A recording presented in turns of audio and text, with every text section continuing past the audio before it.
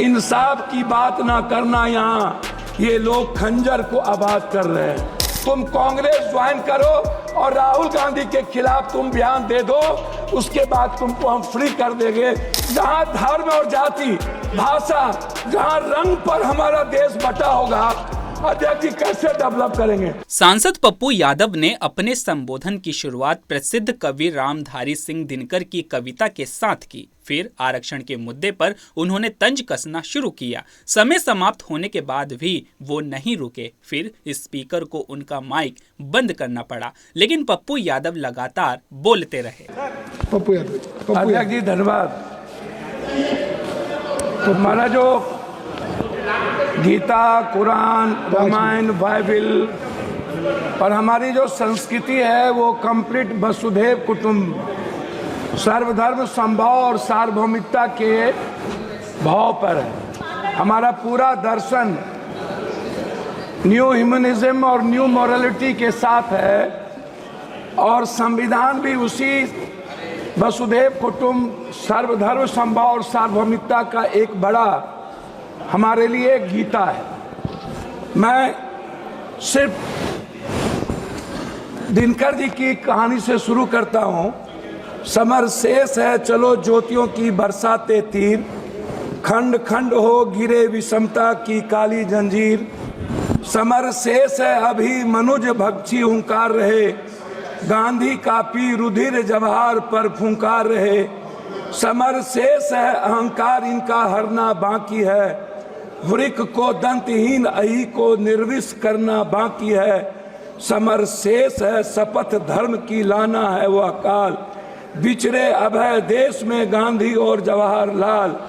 तमिर पुत्र ये दस्यु कहीं कोई दुष्कांड रचे ना, सावधान हो खड़ी देश भर में गांधी की सेना बलि देकर भी बलि।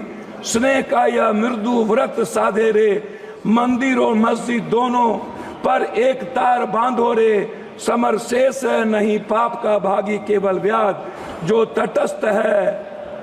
तटस्थ है समय लिखेगा उनका ही अपराध। ये आप सोचिए, चमन का हर फूल बेच दिया, वह कहते हैं बगीचा आबाद कर रहे हैं। इंसाफ की बात ना करना, यहाँ ये लोग खंजर को आबाद कर रहे हैं। हमसे खंजर दिखाकर वफा की उम्मीद है। राजा कहते हैं प्रजा की मुहर चाहिए, सच बोलने की सजा यहाँ मौत है, फिर भी हर जुबान को हुनर चाहिए। जो आज झुक रहे जुल्म के सामने, कल उनकी जुबान पर लफ्ज नहीं होंगे। इतिहास में नाम तो दर्ज होगा, पर आंखों में उनके आंसू नहीं होंगे। बाजारों में बिकती है अब किस्मत, कानून चुप है हुकूमत कहती है सब ठीक है। सच बोलने वालों को कुचल दिया, यह कहकर की आवाज भ्रामक है। आज आपकी जिसे ताज दिया उसने रोटियां छीन ली। हम अपने ही घर के गुनाहगार हो गए, जो सवाल उठाए वो गुनाहगार ठहरे, जो चुप रहे वो पहरेदार हो गए। मैं अब कानून किताबों में सजा हुआ है, राजनीति का सच हर घर जला हुआ है। हर जश्न के पीछे किसी की चीखें है और हर झंडे के नीचे दिल डरा हुआ है। उनकी तिजोरियां भर रही थी, हम रोटी के टुकड़ों पर जंग लड़ रहे थे। जो चुनकर भेजे थे हमें बचाने को, वही हमारे गर्दन को मरोड़ रहे थे। मैं आपको ये शब्द क्यों कहा अध्यक्ष जी, ये अखबार देखिए। एक व्यक्ति ने अध्यक्ष जी शुरू किया, 1 मिनट हुआ, एक व्यक्ति ने 3 मिनट संघर्ष शुरू किया। राहुल गांधी जी, एक बच्चा ने अपने पैसे की तिजोरी तोड़ के उसको पैसे दिए। ईडी की गुंडागर्दी आप देखिए कि उसके दोनों माँ बाप को मरना पड़ा। संविधान, दोनों माँ बाप आत्महत्या कर लिए परसों। ईडी की गुंडागर्दी देख लीजिए हुजूर। वो बच्चे कह रहे हैं कि उन्होंने कहा ईडी के लोग ने तुम कांग्रेस ज्वाइन करो और राहुल गांधी के खिलाफ तुम बयान दे दो, उसके बाद तुमको हम फ्री कर देंगे। ये मध्य प्रदेश की है, इसको आप देख लीजिए। मैं उस पर कुछ नहीं कहना चाहता हूं। दूसरी तरफ एक आईएएस का बच्चा प्रदर्शन कर रहा है यूपीएससी बीपीएससी, और पटना का डीएम लात मार के उन्हें खत्म कर रहा हो, आप इसको सोचिए अध्यक्ष जी। मैं उस पर कुछ नहीं कहना चाहूंगा। मैं सिर्फ क्या कहना चाहता हूं अध्यक्ष जी, हम गरीबी को बात हम दूसरे चीज नहीं कहेंगे। हम 1 नेशन 1 इलेक्शन की तो बात करते हैं। 1 nation 1 education 1 health, free education free health की बात नहीं करते हैं। देश की जनता पर 84 करोड़ का हम ऐसा अनाज दे करके हम खाना देते हैं जिसका जिंदगी में वो कभी स्वस्थ नहीं होगा। हमारे मित्र कह रहे थे स्वस्थ होने की, 90% वाटर के चलते बीमारी है। आप एक तरफ 80 लाख हजार करोड़ के मेडिकल माफिया को जन्म देते हो, 40 लाख हजार करोड़ के एजुकेशन, इसका निजीकरण तो संक्षिप्त करें। मैं हमको 10 मिनट है, नहीं 6 मिनट हो गया।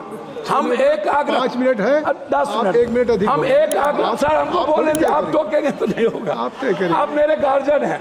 मैं आपसे एक आग्रह करना चाहूंगा, ये निजीकरण खत्म कब होगा?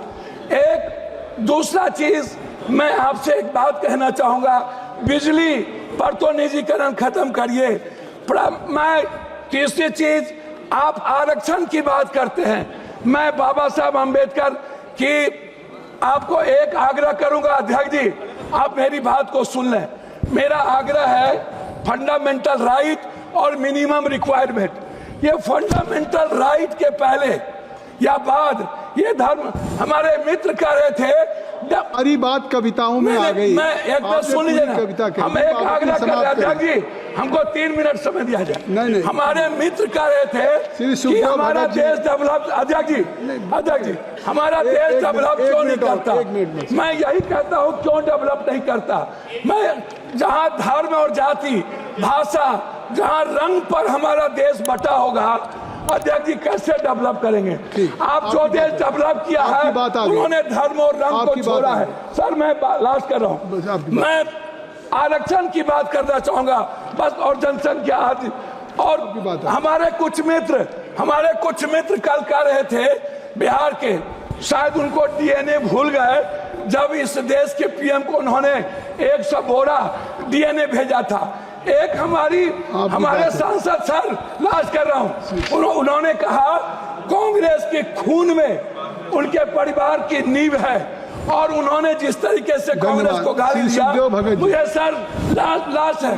मैं आरक्षण पर आना चाहूंगा अध्यक्ष जी, लास्ट कर रहा हूं। मैं आपसे एक आग्रह करूंगा, ये जो आरक्षण है, ये आरक्षण टाइम, पर्सन, प्लेस, वे, सब्जेक्ट, समय काल पात्र के अनुसार इसको हमें विचार करनी चाहिए। आपकी बात, मैंने एक मिनट सर, आपकी बात सर भगत जी, मैं आरक्षण के मामले में आपसे एक आग्रह करूंगा, आरक्षण को 67% प्राइवेट, सर लास्ट है 1 मिनट में, प्राइवेट नौकरियों में आरक्षण को आप लागू करो, 80% प्राइवेट नौकरियों में। धन्यवाद। और ठेकेदारी प्रथा में आप दलित ST SC को लाओ।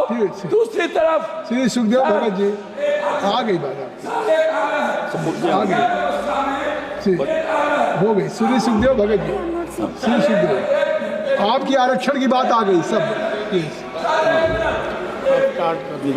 सभापति महोदय, सॉरी,